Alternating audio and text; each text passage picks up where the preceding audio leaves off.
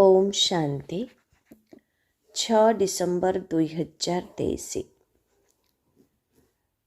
बाबा कहते मीठे बच्चे, मु तुममानंकु पुनर्बार राजयोग शिखाई राजा मानंकर राजा करुछि। एही पुनर्बार शब्दरे ही सृष्टि चक्रर समस्त रहस्य समाहित होई रहिछि। बाबा कहते मीठे बच्चे, मु तुममानंकु पुनर्बार राजयोग शिखाई राजा मानंकर राजा करुछि। एही पुनर्बार शब्दरे ही सृष्टि चक्रर समस्त रहस्य समाहित होई रहिछि। आजिर प्रश्न, बाबा भी शक्तिशाली अटंती, पुणी माया मध्य शक्तिशाली अटे? तेबे उभयंकर की शक्ति रहिछि? उत्तर, बाबा तुममानंकु पतितरु पावन करुछन्ति। पावन करिबारे बाबा शक्तिशाली अटंती। सेथिपाई बाबांकु पतित पावन सर्वशक्तिमान कुहाजाए। माया पतित करिबारे शक्तिशाली अटे। सच्चा रोजगार रे खराब ग्रहर प्रभाव एपरि भावे पड़िथाए जे लाभ हेबा परिवर्ते क्षति होई थाए। विकार पाई माया पागल करि दिए। सेथिपाई बाबा कहउछन्ति पिलामाने देही अभिमानी हेबार पुरुषार्थ कर। गीत, हमें उन राहों पर चलना है जहाँ गिरना है और संभलना है। ओम शांति। तुममानंकु क्यों रास्तारे चलिबाकु हेबो? निश्चित केही जणे रास्ता देखाउथिबे ना। मनुष्य माने भूल रास्तारे चालुछन्ति, सेथिपाई तो दुखी हेउछन्ति। वर्तमान केते दुखी होई जाइछन्ति, कारण सेमाने भगवानंक मतरे चालु नाहांती। जेबेठारु ओलोटा मत देउथिबा रावणर राज्य आरंभ होइछि, सेबेठारु समस्ते ओलोटा मतरे चाली आसुछन्ति। बाबा बुझाउछन्ति, वर्तमान समयरे तुमे माने रावणर मतरे चालुछ। सेथिपाई समस्तंकर एभली दुर्दशा होई जाइछि। समस्ते निजकु पतित मध्य कहउछन्ति। गांधी बापूजी मध्य कहउथिले, हे पतित पावन आस।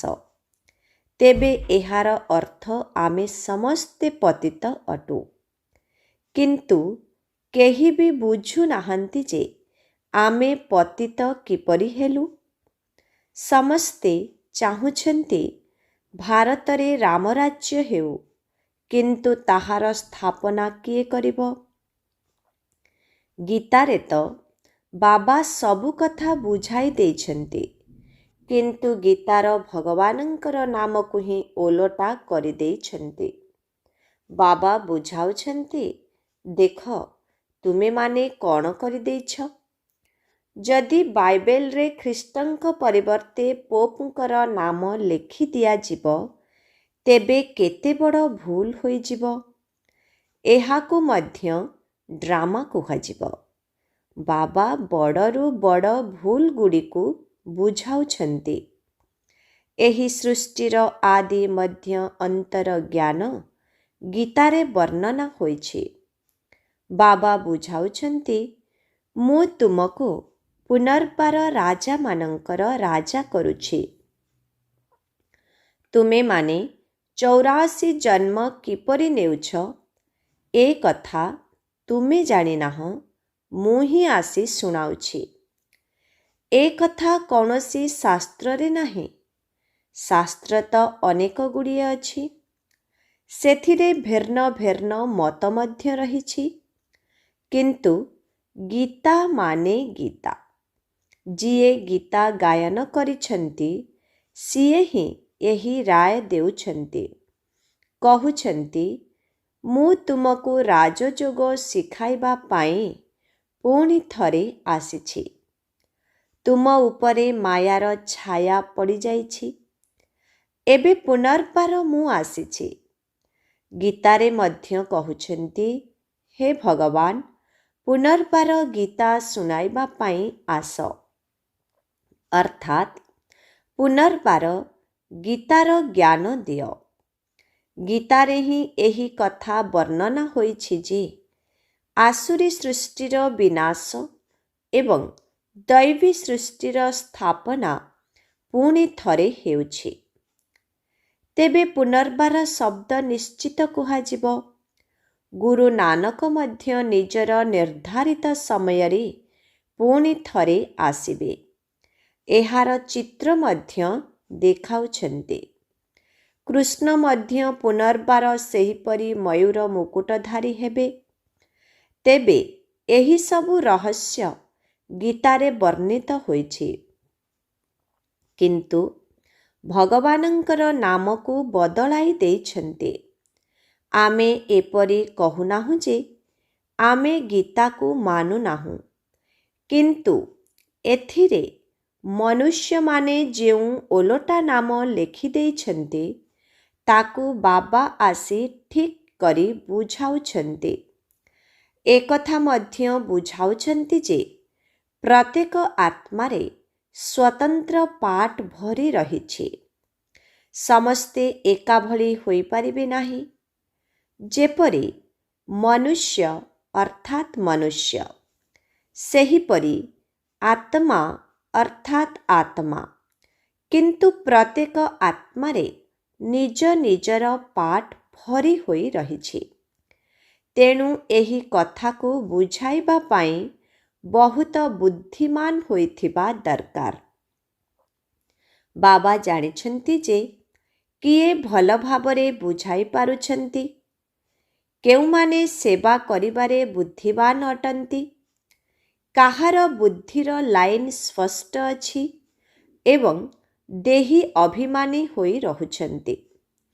ସମସ୍ତେ ତ ପରିପୂର୍ଣ୍ଣ ଦେହୀ ଅଭିମାନୀ ହୋଇନାହାନ୍ତି। ଏହି ସ୍ଥିତି ତ ଅନ୍ତିମ ସମୟରେ ହିଁ ଜଣାପଡ଼ିବ। ପରୀକ୍ଷାର ସମୟ ଯେତେ ନିକଟତର ହୋଇ ଆସିବ, ତେବେ ଜଣାପଡ଼ିଯିବ ଯେ କିଏ କିଏ ଉତ୍ତୀର୍ଣ୍ଣ ହେବେ। ବାବା କହୁଛନ୍ତି, ପରୀକ୍ଷାର ସମୟ ଯେତେ ନିକଟତର ହୋଇ ଆସିବ, ତେବେ ଜଣାପଡ଼ିଯିବ ଯେ କିଏ କିଏ ଉତ୍ତୀର୍ଣ୍ଣ ହେବେ। ଶିକ୍ଷକ ବି ଜାଣିପାରିବେ ଏବଂ ପିଲାମାନେ ମଧ୍ୟ ଜାଣିପାରିବେ ଯେ ଇଏ ସବୁଠାରୁ ବୁଦ୍ଧିମାନ ଅଟନ୍ତି। ଦୁନିଆର ପାଠପଢ଼ାରେ ତ ଠକାମି ମଧ୍ୟ ହୋଇପାରିବ, କିନ୍ତୁ ଏଠାରେ ତ ଏଭଳି ହୋଇପାରିବ ନାହିଁ। ଏହା ତ ଡ୍ରାମାରେ ନିର୍ଦ୍ଧାରିତ ହୋଇ ରହିଛି।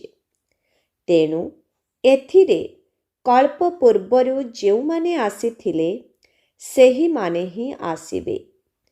ଆମକୁ ତାଙ୍କର ସେବାର ବେଗରୁ ହିଁ ଜଣାପଡ଼ିଥାଏ। ଏହି ସଚ୍ଚା ରୋଜଗାରରେ କ୍ଷତି ଏବଂ ଲାଭ ମଧ୍ୟ ହୋଇଥାଏ। ଖରାପ ଗ୍ରହର ପ୍ରଭାବ ମଧ୍ୟ ପଡ଼ିଥାଏ। କେହି କେହି ଚାଲୁ ଚାଲୁ ଅଧାରୁ ଜ୍ଞାନ ଛାଡ଼ି ଚାଲି ଯାଉଛନ୍ତି। ଗନ୍ଧର୍ବ ବିବାହ କରିବା ପରେ ମାୟା ଏକଦମ ପାଗଳ କରିଦେଉଛି। ମାୟା ମଧ୍ୟ ବହୁତ ଶକ୍ତିଶାଳୀ ଅଟେ। ବାବା ମଧ୍ୟ ପାବନ କରିବାରେ ଶକ୍ତିଶାଳୀ ଅଟନ୍ତି। ସେଥିପାଇଁ ତାଙ୍କୁ ସର୍ବଶକ୍ତିମାନ ପତିତ ପାବନ କୁହାଯାଉଛି ଏବଂ ମାୟା ମଧ୍ୟ ପତିତ କରିବାରେ ପ୍ରବଳ ଅର୍ଥାତ୍ ଶକ୍ତିଶାଳୀ ଅଟେ। ସତ୍ୟ ଯୁଗରେ ତ ମାୟା ନଥାଏ, ତାହା ହେଉଛି ନିର୍ବିକାରୀ ଦୁନିଆ।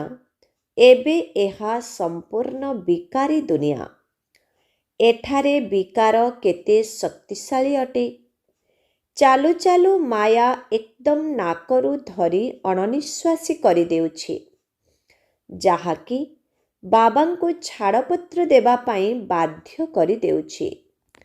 ଯଦିଓ ପରମ ପିତା ପରମାତ୍ମାଙ୍କୁ ସର୍ବଶକ୍ତିମାନ କୁହାଯାଉଛି, କିନ୍ତୁ ମାୟା ମଧ୍ୟ କିଛି କମ୍ ନୁହେଁ, କାରଣ ଅଧାକଳ୍ପ ତାର ରାଜ୍ୟ ଚାଲୁଛି। ଏ କଥା କ'ଣ କାହାକୁ ଜଣାଅଛି? ଦିନ ଏବଂ ରାତି ଅଧା ଅଧା ହୋଇଥାଏ। ବ୍ରହ୍ମାଙ୍କର ଦିନ ଏବଂ ବ୍ରହ୍ମାଙ୍କର ରାତି କୁହାଯାଏ ନା? ତଥାପି ମଧ୍ୟ ସତ୍ୟଯୁଗକୁ ଲକ୍ଷ ଲକ୍ଷ ବର୍ଷ କହିଦେଉଛନ୍ତି ଏବଂ କଳିଯୁଗକୁ ବହୁତ ବର୍ଷ ଦେଇ ଦେଉଛନ୍ତି। ବର୍ତ୍ତମାନ ବାବା ଆମକୁ ବୁଝାଉଛନ୍ତି, ତେଣୁ ଆମେମାନେ ବୁଝିପାରୁଛୁ। ଏହା ତ ସମ୍ପୂର୍ଣ୍ଣ ସତ୍ୟ କଥା। ଏଠାରେ ବାବା ଆସି ଆମକୁ ପାଠ ପଢ଼ାଉଛନ୍ତି। କଳିଯୁଗରେ ମନୁଷ୍ୟ କ'ଣ ଗୀତାର ରାଜଯୋଗ ଶିଖାଇ ରାଜାମାନଙ୍କର ରାଜା କରିପାରିବେ? ବାବା କହୁଛନ୍ତି, କଳିଯୁଗରେ ମନୁଷ୍ୟ କ'ଣ ଗୀତାର ରାଜଯୋଗ ଶିଖାଇ ରାଜାମାନଙ୍କର ରାଜା କରିପାରିବେ? ଏଠାରେ ତ ଏପରି କେହି ନାହାନ୍ତି ଯାହାଙ୍କ ବୁଦ୍ଧିରେ ଥିବ ଯେ ମୁଁ ରାଜଯୋଗ ଶିକ୍ଷା କରି ରାଜାମାନଙ୍କର ରାଜା ହେବି। ଦୁନିଆରେ ଗୀତା ପାଠଶାଳା ତ ଅନେକ ଅଛି, କିନ୍ତୁ ସେଠାରେ କେହି ବି ରାଜଯୋଗ ଶିଖି ରାଜାମାନଙ୍କର ରାଜା ବା ରାଣୀ ହୋଇପାରିବେ ନାହିଁ। କାରଣ ସେଠାରେ ରାଜପଦ ପ୍ରାପ୍ତ କରିବାର କୌଣସି ଲକ୍ଷ୍ୟ ବା ଉଦ୍ଦେଶ୍ୟ ନାହିଁ। ଏଠାରେ ତ ତୁମେମାନେ କହୁଛ ଯେ ଆମେ ଭବିଷ୍ୟତରେ ସୁଖର ରାଜ୍ୟ ପ୍ରାପ୍ତ କରିବା ପାଇଁ ବାବାଙ୍କ ନିକଟରେ ପାଠ ପଢ଼ୁଛୁ।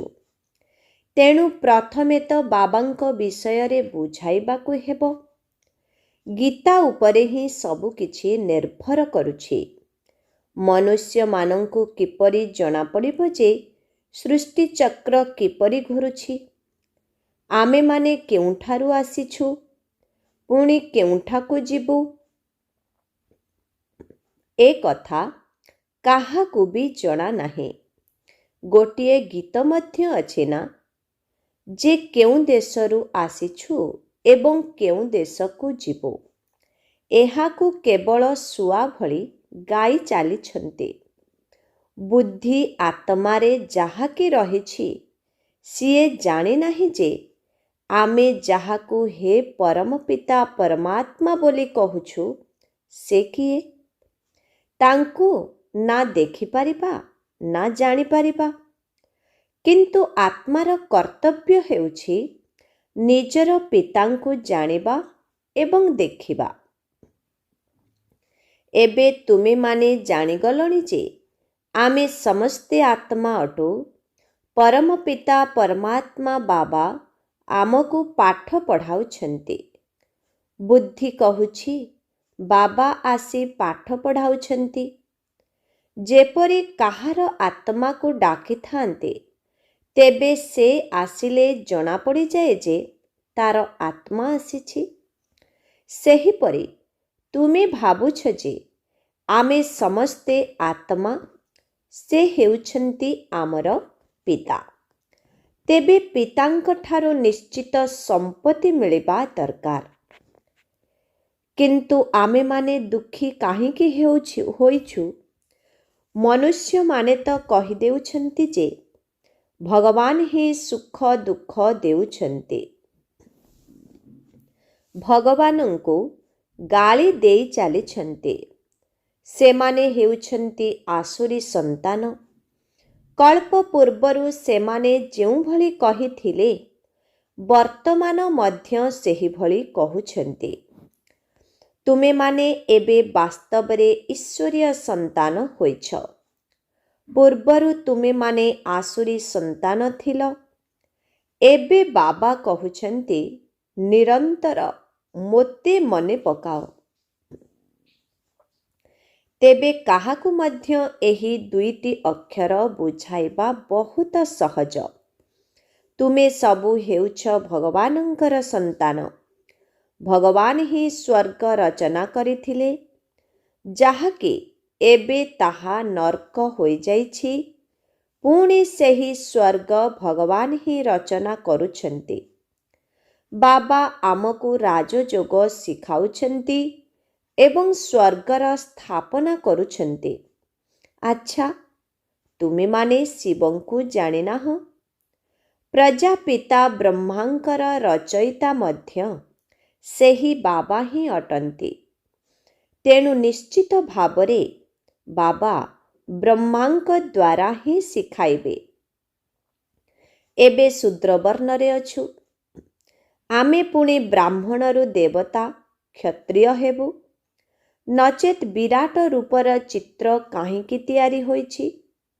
ଚିତ୍ର ତ ଠିକ୍ ଅଛି, କିନ୍ତୁ ବୁଝିପାରୁନାହାନ୍ତି। ତେବେ ଶୂଦ୍ରମାନଙ୍କୁ ବ୍ରାହ୍ମଣ କିଏ କରିବେ? ଏଥିପାଇଁ ନିଶ୍ଚିତ ପ୍ରଜାପିତା ବ୍ରହ୍ମା ଆବଶ୍ୟକ। ତେବେ ବାବା ତାଙ୍କୁ ପୋଷ୍ୟ କିପରି କରିଲେ? ଯେପରି ତୁମେ କହୁଛ, ଇଏ ମୋର ସ୍ତ୍ରୀ, ତେବେ ତାକୁ ମୋର କିପରି କଲ? ପୋଷ୍ୟ କରିଲ ନା? ସେହିପରି ବାବା କହୁଛନ୍ତି, ମୋତେ ମଧ୍ୟ ତୁମେମାନେ ମାତା ପିତା ବୋଲି କହୁଛ, ମୁଁ ତ ପିତା ଅଟେ। କିନ୍ତୁ ମାତା କେଉଁଠୁ ଆଣିବି? ତେଣୁ ଏହାଙ୍କ ଶରୀରରେ ପ୍ରବେଶ କରି ଏହାଙ୍କର ନାମ ବ୍ରହ୍ମା ରଖୁଛି। ସ୍ତ୍ରୀକୁ ମଧ୍ୟ ପୋଷ୍ୟ କରାଯାଇଥାଏ।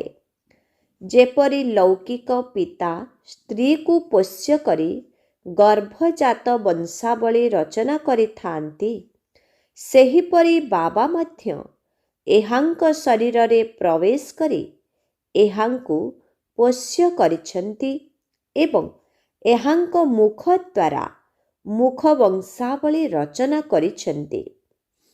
ତୁମେମାନେ ନିଜକୁ କହୁଛ, ଆମେ ବ୍ରାହ୍ମଣ ବ୍ରାହ୍ମଣୀ ଅଟୁ।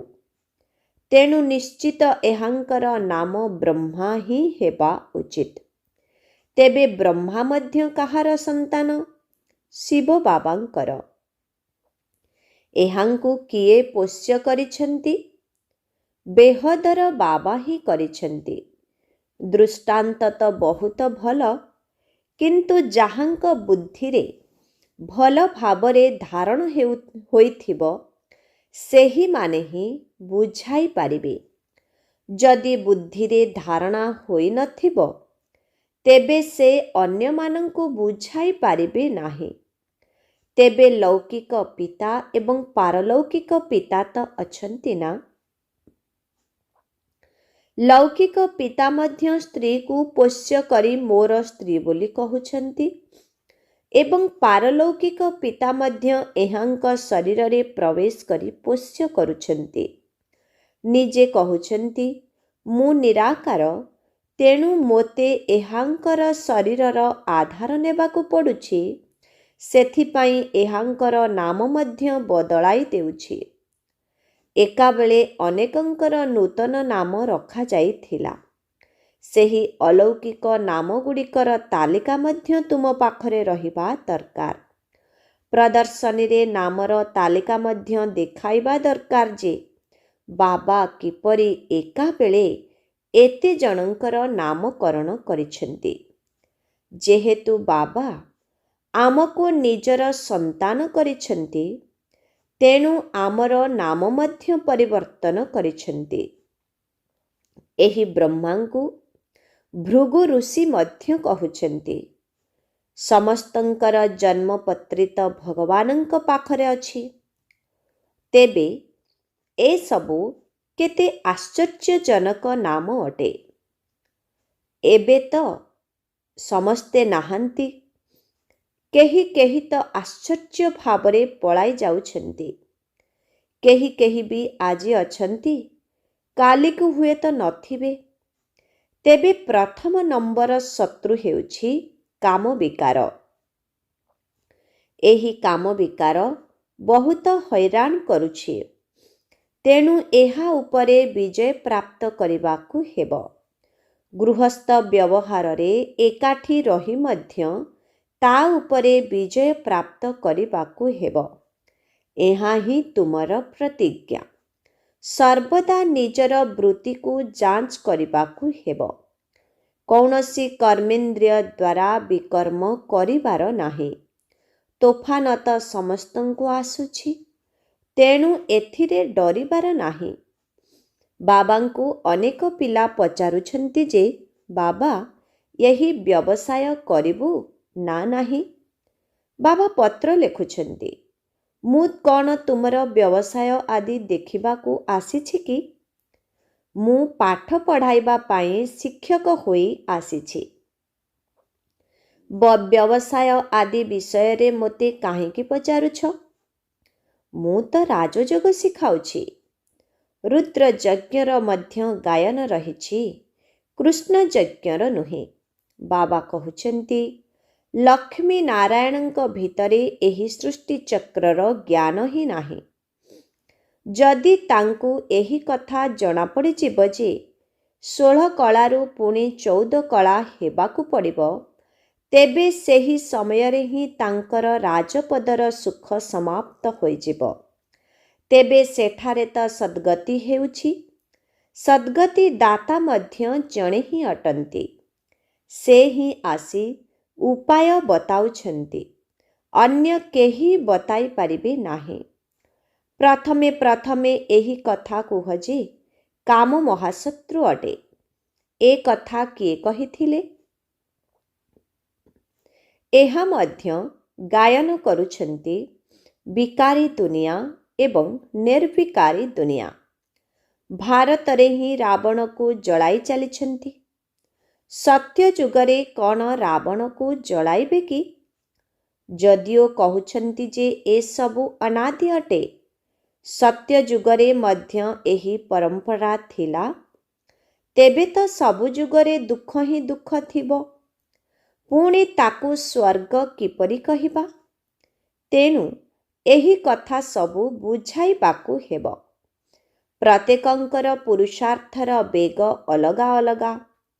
ଜଣାପଡ଼ିଯାଉଛି ଯେ କିଏ ଭଲ ପୁରୁଷାର୍ଥୀ ଅଟନ୍ତି। ସମ୍ପୂର୍ଣ୍ଣ ତ କେହି ହୋଇନାହାନ୍ତି, କିନ୍ତୁ ହଁ, ସତ ରଜ ତମ ତ ନିଶ୍ଚିତ ରହିବ। ବୁଦ୍ଧି ତ ସମସ୍ତଙ୍କର ଅଲଗା ଅଲଗା। ଯେଉଁମାନେ ଶ୍ରୀମତରେ ଚାଲୁନାହାନ୍ତି, ସେମାନେ ହେଉଛନ୍ତି ତମୁ ପ୍ରଧାନ ବୁଦ୍ଧି। ଯଦି ନିଜକୁ ବୀମାଭୁକ୍ତ ନ କରିବ, ତେବେ ଭବିଷ୍ୟତ 21 ଜନ୍ମ ପାଇଁ କିପରି ମିଳିବ? ମରିବାକୁ ତ ନିଶ୍ଚିତ ପଡ଼ିବ। ତେବେ କାହିଁକି ସବୁକିଛି ବାବାଙ୍କ ନିକଟରେ ବୀମାଭୁକ୍ତ ଅର୍ଥାତ୍ ସମର୍ପଣ କରି ନ ଦେବା? ଭାବିବାକୁ ହେବ ଯେ ସବୁକିଛି ତ ତାଙ୍କର, ତେଣୁ ଆମର ପାଳନ ପୋଷଣ ମଧ୍ୟ ସିଏ କରିବେ। ଯଦିଓ କେହି ସବୁକିଛି ଯଜ୍ଞରେ ସମର୍ପଣ କରିଦେଉଛନ୍ତି, କିନ୍ତୁ କିଛି ସେବା କରୁନାହାନ୍ତି, ଯାହା ଦେଇଛନ୍ତି ତାହା ଖାଇ ଚାଲିଛନ୍ତି। ତେଣୁ ତାଙ୍କର ଆଉ ଜମା କ'ଣ ରହିବ? କିଛି ବି ନୁହେଁ। ସେବାର ପ୍ରମାଣ ଦେବା ଦରକାର ନା। ଦେଖାଯାଇଥାଏ ଯେ କିଏ ପଣ୍ଡା ହୋଇ ଆସୁଛନ୍ତି। ନୂଆ ନୂଆ ବିକେ ମଧ୍ୟ ସେବାକେନ୍ଦ୍ର ଚଲାଉଛନ୍ତି। ତେଣୁ ସେମାନଙ୍କର ମଧ୍ୟ ଅଭିନନ୍ଦନ ଦିଆଯାଉଛି। ଏହି ଜ୍ଞାନ ତ ବହୁତ ସହଜ। ଯେଉଁମାନଙ୍କର ବାନପ୍ରସ୍ଥ ଅବସ୍ଥା ହୋଇଯାଇଛି, ସେମାନଙ୍କୁ ବୁଝାଅ ଯେ ବାନପ୍ରସ୍ଥ ଅବସ୍ଥା କେବେ ହୋଇଥାଏ। ଏବେ ତ ବାବା ହିଁ ପଥ ପ୍ରଦର୍ଶକ ହୋଇ ସମସ୍ତଙ୍କୁ ନେଇଯିବେ। ଆପଣମାନେ ଜାଣିଛନ୍ତି, ଶିବ ବାବା ହିଁ କାଳମାନଙ୍କର କାଳ ମହାକାଳ ଅଟନ୍ତି। ଆମେ ତ ଖୁସି ଖୁସିରେ ବାବାଙ୍କ ସାଥିରେ ସାଥୀ ହୋଇ ଯିବାକୁ ଚାହୁଁଛୁ। ତେବେ ପ୍ରଥମେ ପ୍ରଥମେ ଏହି ମୁଖ୍ୟ କଥାକୁ ଉଠାଅ ଯେ ଗୀତାର ଭଗବାନ କିଏ? ଯିଏକି ଏହି ସୃଷ୍ଟିକୁ ରଚନା କରିଛନ୍ତି। ଲକ୍ଷ୍ମୀ ନାରାୟଣଙ୍କୁ ରାଜଯୋଗ କିଏ ଶିଖାଇଛନ୍ତି? କାରଣ ବର୍ତ୍ତମାନ ତାଙ୍କର ରାଜଧାନୀ ମଧ୍ୟ ସ୍ଥାପନ ହେଉଛି। ଅନ୍ୟ କେହି ଧର୍ମ ସ୍ଥାପକତ ରାଜଧାନୀ ସ୍ଥାପନ କରିବା ପାଇଁ ଆସୁନାହାନ୍ତି। ବାବା ହିଁ ରାଜଧାନୀ ସ୍ଥାପନ କରିବା ପାଇଁ ଆସୁଛନ୍ତି ଏବଂ ସବୁ ପତିତମାନଙ୍କୁ ପାବନ କରୁଛନ୍ତି। ଏହା ହେଉଛି ବିକାରୀ ଦୁନିଆ, ତାହା ନିର୍ବିକାରୀ ଦୁନିଆ। ଦୁଇଟି ଯାକ ଦୁନିଆରେ ପଦବୀ ମଧ୍ୟ କ୍ରମାନ୍ୱୟରେ ଥାଏ। ଯେଉଁମାନେ ଶ୍ରୀମତରେ ଚାଲୁଥିବେ ସେହିମାନଙ୍କ ବୁଦ୍ଧିରେ ହିଁ ଏହି କଥା ସବୁ ଧାରଣ ହୋଇପାରିବ। ଆଚ୍ଛା, ମିଠେ ମିଠେ ଶିଖିଲଧେ ସନ୍ତାନମାନଙ୍କ ପ୍ରତି ମାତା ପିତା ବାପ ଦାଦାଙ୍କର ମଧୁର ସ୍ନେହଭରା ସ୍ମୃତି ଏବଂ ସୁପ୍ରଭାତ। ଆତ୍ମିକ ପିତାଙ୍କର ଆତ୍ମିକ ସନ୍ତାନମାନଙ୍କୁ ନମସ୍ତେ। ଆତ୍ମିକ ସନ୍ତାନମାନଙ୍କର ଆତ୍ମିକ ପିତାଙ୍କୁ ଓମ୍ ଶାନ୍ତି। ନମସ୍ତେ ନମସ୍ତେ ନମସ୍ତେ। ଶୁକ୍ରିୟା ବାବା, ଶୁକ୍ରିୟା। ଓମ୍ ଶାନ୍ତି। ଧାରଣା ପାଇଁ ମୁଖ୍ୟ ସାର। 1 ନମ୍ବର, ବୁଦ୍ଧିର ଲାଇନ୍ ସର୍ବଦା ସ୍ପଷ୍ଟ ହୋଇ ରହୁ। ସେଥିପାଇଁ ଦେହୀ ଅଭିମାନୀ ହୋଇ ରହିବାକୁ ହେବ।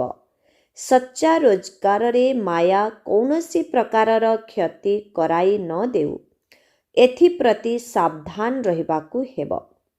2 ନମ୍ବର, କର୍ମେନ୍ଦ୍ରିୟ ଗୁଡ଼ିକ ଦ୍ୱାରା କୌଣସି ବିକର୍ମ କରିବାର ନାହିଁ। ସବୁକିଛି ସମର୍ପଣ କରିବା ପରେ ମଧ୍ୟ ସେବା ନିଶ୍ଚିତ କରିବାକୁ ହେବ। ଆଜିର ବରଦାନ, ମାୟାକୁ ଶତ୍ରୁ ମନେ କରିବା ପରିବର୍ତ୍ତେ ଶିକ୍ଷା ଦେଉଥିବା ସହଯୋଗୀ ମନେ କରି ଏକରସ ସ୍ଥିତିରେ ରହୁଥିବା ମାୟାଚିତ୍ ହୁଅ। ମାୟା ତୁମମାନଙ୍କୁ କିଛି ନା କିଛି ଶିକ୍ଷା ଦେବା ପାଇଁ ଆସୁଛି। ସେଥିପାଇଁ କେବେ ବି ବିଚଳିତ ହୁଅ ନାହିଁ। ତାଠାରୁ ଶିକ୍ଷା ଗ୍ରହଣ କରିନିଅ। କେତେବେଳେ ସହନଶୀଳତାର ଶିକ୍ଷା, କେତେବେଳେ ଶାନ୍ତ ସ୍ୱରୂପ ସ୍ଥିତିରେ ରହିବାର ଶିକ୍ଷାକୁ ମଜବୁତ କରିବା ପାଇଁ ହିଁ ମାୟା ଆସୁଛି। ସେଥିପାଇଁ ମାୟାକୁ ଶତ୍ରୁ ମନେ କରିବା ପରିବର୍ତ୍ତେ ନିଜର ସହଯୋଗୀ ମନେ କର, ଯାହାଦ୍ୱାରା କେବେ ବି ବିଚଳିତ ହୋଇ ମାୟାଠାରୁ ପରାଜିତ ହେବ ନାହିଁ। ବରଂ ଭଲ ଭାବରେ ଶିକ୍ଷା ଗ୍ରହଣ କରି ଅଙ୍ଗଦ ଭଳି ଅଚଳ ଅଟଳ ହୋଇଯିବ। ତେଣୁ କେବେ ବି ଦୁର୍ବଳ ହୋଇ ମାୟାକୁ ଆବାହନ କର ନାହିଁ। ତାହା ହେଲେ ସେ ଆପେ ଆପେ ବିଦାୟ ନେଇଯିବ। ଆଜିର ସ୍ଲୋଗାନ, ଯଦି ପ୍ରତ୍ୟେକ ସଂକଳ୍ପରେ ଦୃଢ଼ତା ରୂପୀ ମହାନତା ଥିବ, ତେବେ ସଫଳତା ମିଳି ଚାଲିବ। ଓମ୍ ଶାନ୍ତି।